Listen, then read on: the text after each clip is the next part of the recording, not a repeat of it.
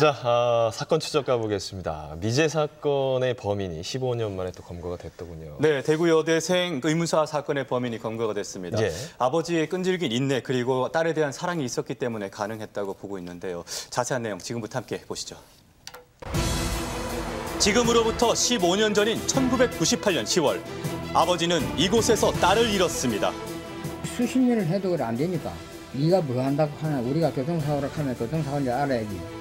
의문의 죽음을 당한 딸, 아버지는 그날의 진실을 밝히고 싶었을 뿐입니다. 정현조 씨의 쌍둥이 딸 중 첫째인 정양은 이곳에서 싸늘한 주검으로 발견이 됐는데요. 1998년 바로 이곳에서 한 여대생이 귀가하던 중 교통사고로 죽음을 맞이하게 됩니다. 학교에서 동료를 바래다 주고 귀가하던 중 고속도로를 무단 횡단하다 23톤 트럭에 치여 사망했다는 것인데요. 정양은 왜 위험한 고속도로를 새벽에 건너려고 했던 것일까요?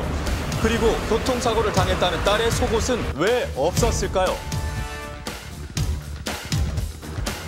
사고 장소로부터 얼마 떨어지지 않은 굴다리 옆 풀숲에서 이 피해자의 속옷이 발견이 됐습니다. 단순 교통사고로만 단정 지으려 했던 경찰. 그때 가족들이 현장 인근에서 정양의 속옷을 찾아냈습니다. 애들이 가는 게 가니까 실제로 속옷이 이렇게 걸려 있더래요. 그래서 다시 와갖고 그 쌍둥이 동생한테다가 언니 것인지 혹시 모르니까 한번 가보자. 그거를 속옷 팬티 위에 있는 거. 네네네네. 그걸 볼 때 저하고 같이 번갈아 입었답니다. 정양의 속옷임을 확인한 후 아버지는 다시 영안실 직원에게 속옷 착용 여부를 물어봤답니다. 내가 청바지 안감 있잖아요. 예. 푸석쭉 하잖아요. 네. 그 속옷이. 네. 그것을 보면서 이제 속옷이라 이러는 거라. 누가요? 영안실 직원이 칼로 어린 것 같은 거라. 아, 나는 이거 교통사고 아니다. 청바지 안감을 속옷이라고 속였다는 건데요. 심지어 정양의 속옷에서 남성의 정액도 발견이 됐는데요. 끈질기게 재수사를 요청했지만 아버지의 목소리는 매번 받아들여지지 않았습니다. 인내와 끈기의 15년 세월이 흐르고 사건의 실마리가 조금씩 보이기 시작하는데요.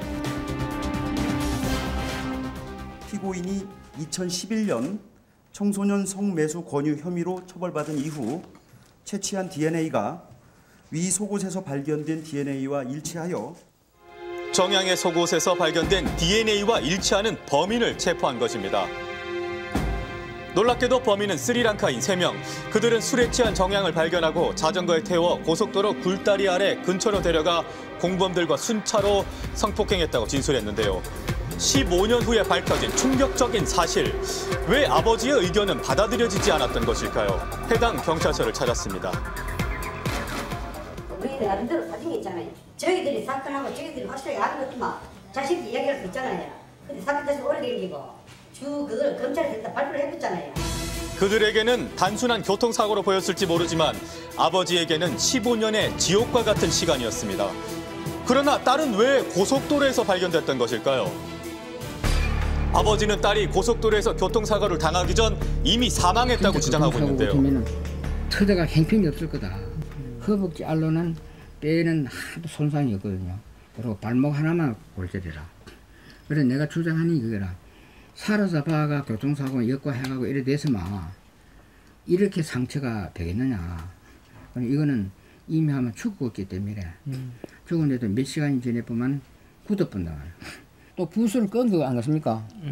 이런 자국이잖아 이게.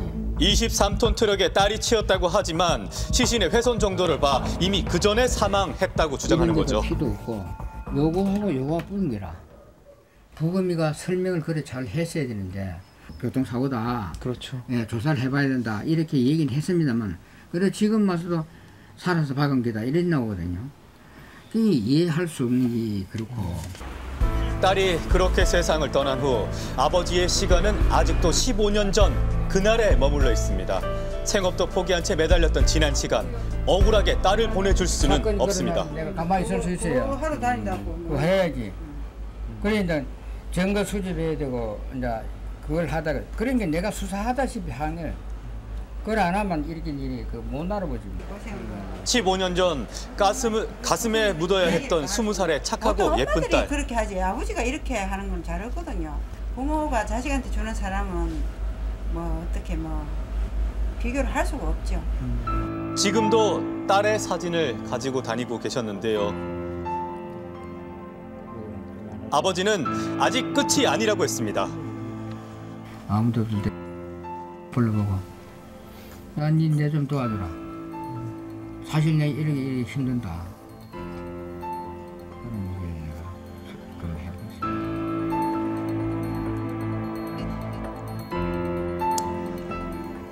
예, 지금에서 밝혀졌다고 한들 유가족들의 이 허탈한 마음을 달래드릴 수는 없겠지만 그래도 영구 미제 사건으로 남을 뻔한 이 진실이 이제라도 밝혀져서 다행이지 않을까 또 한편으로 생각이 됩니다. 이 아버지가 끝까지 포기하지 않으셨기 때문에 가능하지 않았을까 싶은데 아직까지 풀리지 않는 의문점들이 있네요. 그렇습니다. 부검팀이 제시했던 의문점을 경찰이 묵살한 것 그리고 영안실 직원의 허위 진술 등 아직 많은 점들이 의문점으로 남아 있는데요. 예. 성폭행 사례 후 교통사고로 위장된 것이 아니냐는 의문도 유가족들은 가지고 있었습니다. 예. 네. 이번 사건의 공소시효가 15년이죠.